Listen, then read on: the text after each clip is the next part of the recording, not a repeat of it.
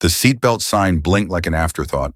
The engines hummed a steady note, and for a moment the cabin felt too small for all the lives inside.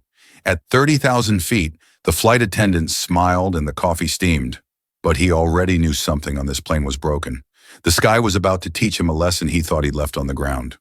They called him Marcus then. No medals, no fanfare. To his seatmates, he was a quiet man with a travel-worn jacket and eyes that watched instead of stared. He'd boarded the flight wanting only a window, a quiet hour, and a chance to sleep. He had left a messy past on the ground, a past that taught him when to keep his head down and when to look sharp. At first, the trip was ordinary. Babies cried and were soothed. Couples argued softly. A man in row 17 laughed too loud at a show on his tablet. Flight attendants moved through the aisles, practiced smiles in place. The plane felt like a bubble, safe, predictable, until a nervous man in a dark jacket kept checking his phone and looking at the cockpit. Marcus noticed the small things. A woman 3 rows ahead kept rearranging her carry-on. A man in the back had swapped seats twice. No single detail made sense by itself, but together they made a map his instincts could read. He had learned to trust that map. An hour in, the lights dimmed, a soft chime. Then the sound came, a barked order, low and hard. People turned. Black masks rose where faces had been. The cabin snapped from normal to dangerous in a heartbeat. "Stay down," a voice hissed.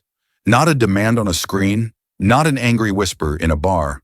This was a command that reached into bones.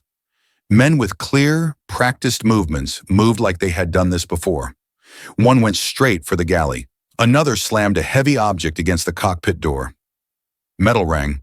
The pilot's head snapped up. The plane's hum took on a new pitch. Panic is loud. In the first moments, it sounded like chaos. Shouts, then a child's cry. The scrape of a handbag dropped. But beneath the noise, Marcus heard the rhythm of plans. The hijackers were fast. They had a leader who spoke into the overhead microphone and turned the whole cabin into a theater of fear. "Listen up," the leader said, voice calm and flat. "We have demands. We will not hesitate. If the demands are not met, we will take this plane down." The words landed like a drop of cold water. Someone began to pray aloud. A woman reached for a child's hand like the rope was the only thing holding her world together. Phone screens shone with tiny rectangles of light. Messages, faces, please. Marcus did not move. He kept his face neutral. He watched the leader, watched how he paced, how his eyes flicked to certain passengers. The leader was searching for something more than money. He wanted leverage, someone important hidden among ordinary people. The hijackers separated groups, pushed a few people into the aisle. They were rough but efficient. They cuffed a man in a suit and made him kneel. When one of their men, a bulky fellow near the back, laughed too loud and stepped away, the leader's eyes cut him down like a blade. Marcus recorded everything in his head, positions, weapons, the way the crew were being watched. When the cabin calmed into a dangerous hush, the leader called for contact. He spoke coldly about cities and lists and consequences. He wanted a ransom, but something in his tone promised more. The threat to crash was not a bluff. Marcus could feel the tightening thread. The crisis now had a clock. He waited for the moment to act. It was not a movie moment. There were no slow-motion heroics. The chance came small and ugly. A flight attendant ducked into the galley, hands shaking. One hijacker from the back cut his eyes away to adjust a strap. Marcus moved like a shadow. He slid out of his seat, chest low, feet quiet on the carpet.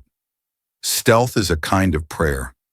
Marcus had whispered that prayer many times in his head without meaning to. He kept to the aisle, used blankets and carts as cover, watched for eyes.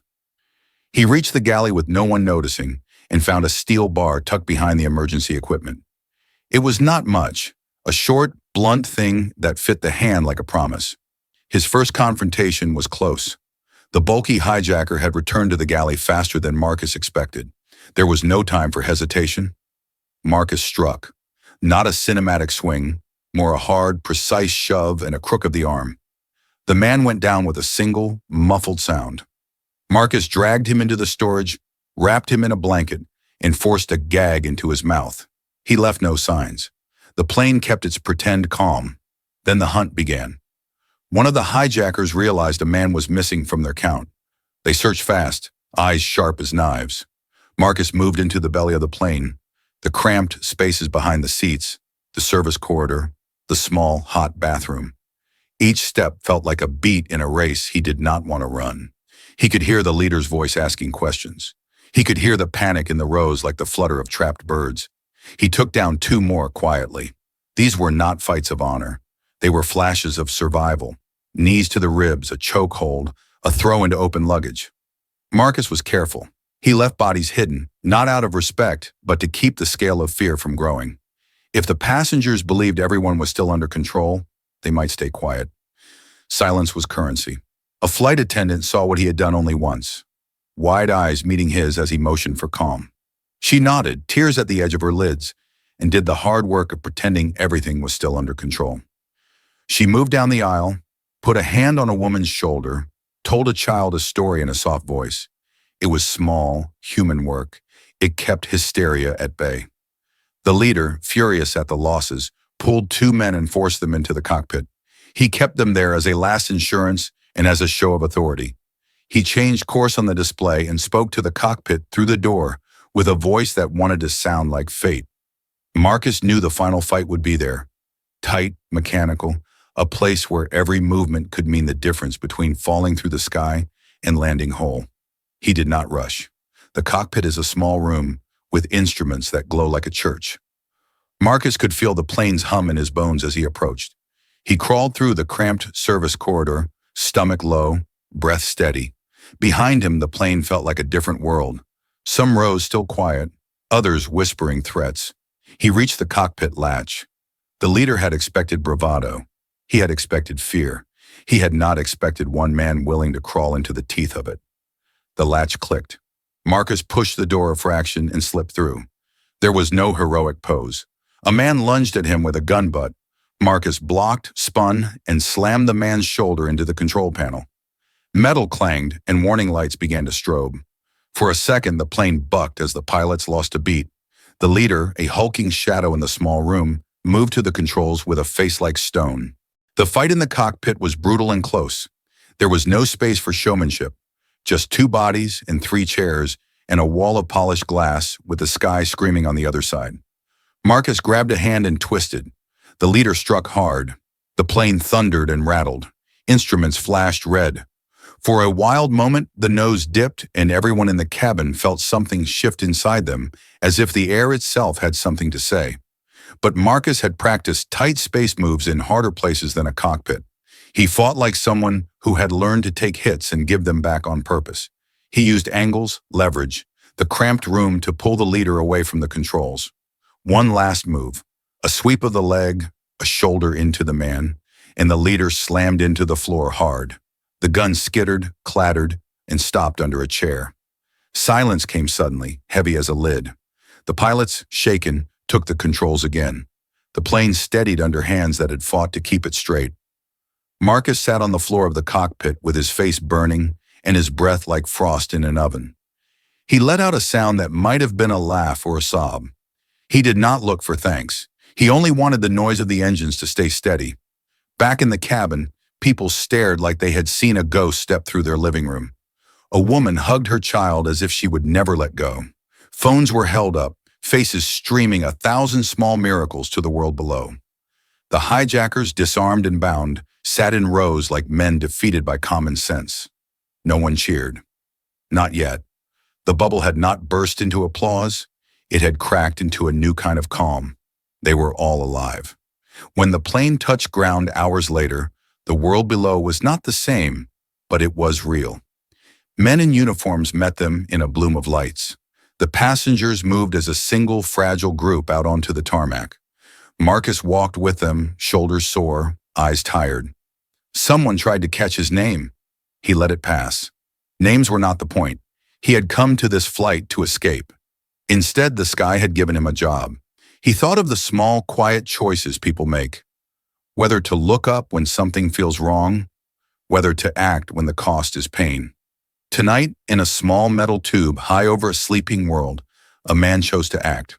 The child he had seen crying at the start traced a shaky finger over the window as he left. The flight attendant, who had kept her hand steady, would keep a picture of the day to show when the memory needed proof. The leader and his men would be led away under bright lights, their plans made small by the weight of lives they had almost taken. Marcus stepped down the stairs into the chill and the light. Below, the city hummed like a distant ocean. He stopped for a second and felt a strange, familiar tug, relief, exhaustion, the old ache of a life that knows how to fight and keep going. At 30,000 feet, the world felt impossible to touch. On the ground, it felt possible to mend. Marcus walked away without looking back. He had not found peace, not in the sense that soft music promises. He had found something else. Proof that when a story calls itself an action story, when it calls itself a narrated story and a piece of storytelling for a story video, it can still be about real people choosing to keep each other safe. He kept his jacket zipped up against the night. He kept the memory of the plane like a small, hard light in his chest.